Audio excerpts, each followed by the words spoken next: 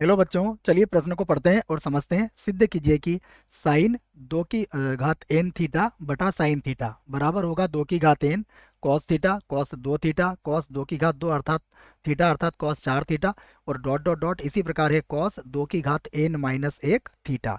इस कथन को हमें इस प्रश्न में सिद्ध करना है। प्रश्न को हल करने से पहले हम प्रश्न के लिए मुख्य अवधारणा लिख लेते हैं। तो इस प्रश्न के लिए मुख्य अवधारणा जिसकी सहायता से हम इस प्रश्न को हल करेंगे। मुख्य अवधारणा में हम त्रिकोणमिति का एक सूत्र लिखेंगे जो हमें याद होना चाहिए। हमें पता है साइन दो थीटा बराबर होता है दो साइन थीटा कॉस थीटा। इसी प्रकार यदि हम साइन चार थीटा के लिए बात करें तो साइन चार थीटा ये किसके बराबर होगा? ये बराबर होगा दो साइन दो थीटा और कॉस दो थीटा के बराबर हो जाएगा। तो इस बात को आप याद रखें, इसी को आधार बना के हम इस प्रश्न को हल करेंगे। हम प्रश्न का दायां पक्ष लेंगे और उसे हल करेंगे। तो मैं प्रश्न का दायां पक्ष यहां पर लिख लेता हूं। दायां पक्ष, दायां पक्ष हमें क्या दिया है? दो की घातांक एन, उसके बाद है कॉस थीटा गुणा में हो जाएगा कॉस दो थीटा, उसके बाद फिर गुणा में है कॉस दो की घात दो थीटा अर्थात चार थीटा। और इसी प्रकार यदि इनको गुणा किया जाए तो लिखा गया है कॉस दो की घात एन माइनस एक थीटा। अब यदि ध्यान से देखें तो देखिए यहाँ पर दो की घात एक यहाँ से प्रारंभ हो रही है, तो यहाँ तक तो कितने पद हो गए? एन माइनस एक पद, और एक पद यहाँ भी होगा। कुल मिला के बात यह है कि कॉस थीटा कॉस दो थीटा इन सबको यदि आप देखोगे तो इसमें पदों की संख्या एन होगी और दो की घातांक एन वाला पद इनसे अलग होगा। अब हम क्या करेंगे, जैसा हमने मुख्य उदाहरण में समझा है इसी को यहाँ पर आधार बनाएंगे। मैं यहाँ से दो बटा दो साइन थीटा बटा दो साइन थीटा का यहाँ पर गुणा करने वाला हूँ।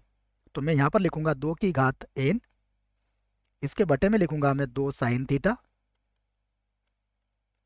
और गुणा में भी लिख दूंगा मैं दो साइन थीटा। उसके बाद जो लिखा हुआ है वह वैसे ही चलेगा। ये होगा कॉस थीटा, यहाँ पर हो जाएगा कॉस दो थीटा, यहाँ पर होगा कॉस दो की घात दो थीटा।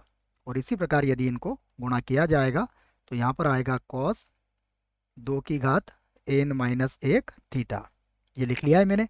अब देखिए इनको दो साइन थीटा कॉस थीटा को यहाँ से आप सूत्र को बना सकते हो। और यहाँ पर ध्यान से देखोगे तो ये दो हमारे पास है, इसको लिख दिया मैंने दो की घात एन, बटे में आ जाएगा दो और साइन थीटा। और ये जो सूत्र बनेगा ये बन जाएगा साइन दो थीटा के बराबर।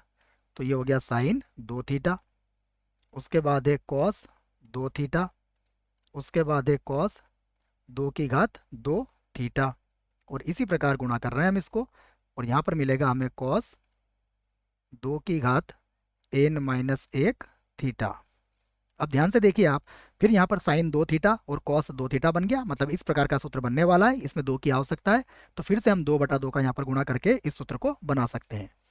तो मैं यहाँ से लिख देता हूँ बराबर, ये था दो की घात एन, अब बटे में आ गया दो की घात दो, और यहाँ पर हो जाएगा साइन थीटा और फिर बनेगा दो साइन दो थीटा, उसके बाद हो जाएगा कॉस दो थीटा। ये हमने एक समूह बना लिया। उसके बाद क्या है?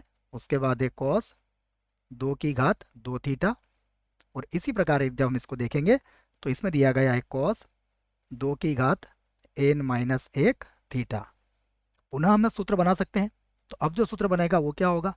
दो की घात एन बटे में आ जाएगा दो की घात दो, यहाँ पर होगा साइन थीटा, और उसके बाद हमारे पास हो जाएगा, देखिए ये बन जाएगा साइन चार थीटा, ये हो गया साइन चार थीटा। ध्यान से देखें तो कॉस दो की घात दो थीटा है, अर्थात ये भी किसके बराबर है? कॉस चार थीटा के बराबर है। इसका अगला पद कैसा बनेगा? अगला पद बनेगा दो की घात तीन थीटा बन जाएगा, आठ थीटा हो जाएगा। और इसी प्रकार यदि इस क्रम को आगे बढ़ाएं तो ये हो जाएगा कॉस दो की घात एन माइनस एक थीटा बन जाएगा। एक बार और हम इसको समझ लेते हैं, फिर हम इसी प्रकार इसको लिख देंगे।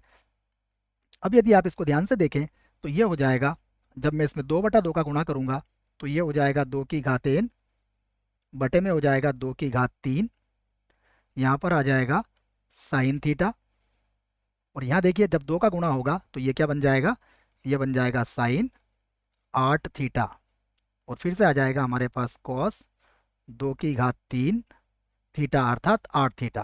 और इसी क्रम को हम आगे बढ़ाएंगे तो ये है कॉस 2 की घात n-1 थीटा। अब हम इन सभी को जब इसी प्रकार आगे बढ़ाया जाए तो ये क्या मिल जाएगा हमें, देखिए हम कह सकते हैं इसी प्रकार,